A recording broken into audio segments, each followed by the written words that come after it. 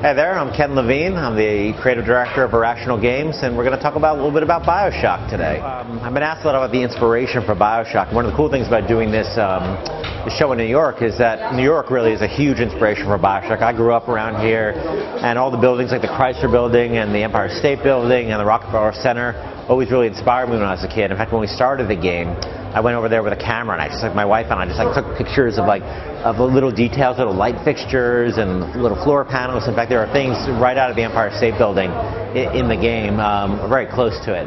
I think we're always a game company first, and though a lot of people talk about our stories, the thing that always existed in BioShock in terms of the storyline was the AI ecology. We had a big guy who protected a little guy, and then other guys who were trying to get them, and this whole relationship between all of them. And that was sort of always there from the very moment we conceived the game, before we had Rapture, before we had Andrew Ryan, before we had any of that stuff. And it kind of evolved over time, and the Big Daddy came first and what he looked like, and then the little sisters came along, but they all evolved over time, and everything sort of came out of that first game design principle in the first interview we did several years ago in the game. And but we sort of let the gameplay drive it, and I actually didn't write all the actual words and all the dialogue until just a few months ago. One of the great things about the AIs in BioShock, especially the Big Daddy and Little Sister, is that in most shooters, they're just basically, you're walking around, there's a bunch of monsters either standing out there or in closets popping out at you. In BioShock, there are guys doing their thing, and you see the Big Daddy and Little Sister, they just have an emergent AI that walks around, and the Little Sister looks for bodies to, you saw her with that big syringe, to pull the genetic material out of, and the Big Daddy protects her. And he follows her around, and when she's done with her task, she goes back to those vents in the wall, and he scoops her up and puts her back in the vent. And that just all happens dynamically through the course of the game, and you can follow them around if you want. If if there are no enemies around, just watch them do their thing. And if you don't bother them, they won't bother you. And that was a real goal for us. Then, of course, we have all what we call the splicers, the people who genetically mutated themselves in the game. All the enemies you face are almost always hostile to you. And they all have their own, their own abilities, their own powers, and their own unique AIs. You saw the ceiling crawlers who crawl on the ceiling and attack you, and the assassins who teleport around and shoot these sort of superheated balls of plasma at you. And then you have, mutated guys who just are really powerful with a hand-to-hand weapon or a machine gun, and they're all require different AIs. So it was a real challenge after a game like SWAT 4, which we did before, where all the AIs were basically the same, to really create this whole world and have them interact with each other, have them fight with each other, have you to be able to turn one against the other, the security system, that every AI in the world is a threat, but also an opportunity. We talked a lot about the moral choice in this game. And I think the story and the moral choice really centers around the Little Sister.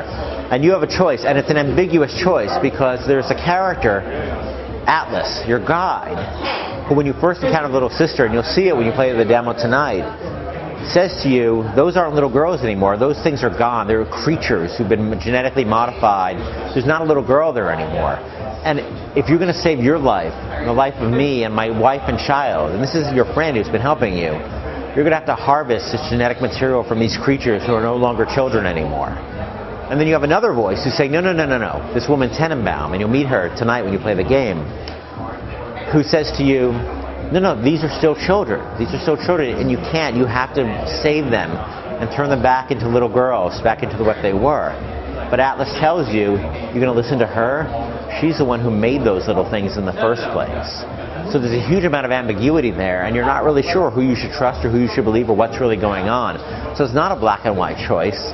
It's a choice like, do you harvest this atom from these things which may or may not be people, and you need it to grow your character, it's a key to your survival, or do you listen to Tenenbaum, the woman who created these things, who says, if you save them, I'll do something for you later. I can't tell you what it is, but I'll help you later. And it's a really ambiguous, great choice, and we really leave it to the gamer to figure that out. And the gameplay paths are extremely different for the gamer, depending on which way he chooses. And the choice is not a one-time thing. He can keep making the choice throughout the game. And the game responds to that, both in the story and in the gameplay and how it plays out. What's great about BioShock is, first, we always thought BioShock has to work as a great first-person shooter. So we have 8 different weapons, all of which are fully modifiable, all of which have 3 different ammo types. So I think just as a shooter, it really it just has so much more depth than most other shooters. 8 weapons with all these different ways to play them. And as I said, not just the ammo types. When I talked about the proximity mine, which is used from the grenade launcher, you can use that to shoot at people. You can use that to put on objects and turn those into objects that you can use telekinesis to throw at people. And then you have all the genetic modifications. And there's 2 kinds of those. There's the active ones, which are called plasmids, and the sort of passive ones, which are called gene tonics. And the active ones are great. You saw some tonight. Cryokinesis, where you freeze people and they turn to ice and you can shatter them if you hit them with your wrench. There's pyrokinesis. You can light things on fire. And you see the fire spread around naturally to all the objects in the world. Telekinesis, you can catch grenades out of the air and throw them back at an enemy. There are traps you throw on the ground that launch people flying into the air, and you can sort of juggle them with lots of traps and hit them in the air with grenades. There's things that let you turn the security system to your advantage. There are things that let you turn the big daddies into your friends. Just a huge amount of range of weapons and tools. I think at heart, BioShock's about doing horrible things to the enemies in as many possible ways as you can. And I think we're constantly surprised by, even on the testing team, they find ways to use new things in the world. And we just, we put them in the game. Well, BioShock is a huge risk because, A, it's an expensive game to make. And also, I think that whenever you try to do something different, when we made SWAT 4, we knew exactly what we were doing, and we knew pretty much what we were going to end up with. We knew how to do it. When you make a game like BioShock, A, you don't know because it's going to turn out. The publisher doesn't know how it's going to turn out. And a lot of things, like there's story risk, there was gameplay risk. Was the Big Daddy going to work? Were people going to get it? And what's been so gratifying is about the amount of risk and the amount of how people got it. E3 was the beginning of that. The people saw what we were doing, the aesthetic, the world, and they got it. And that's been really gratifying. And I think, I'm happy even if it didn't work out, I'd be happy we took the risk because that's what makes it exciting to be a game developer.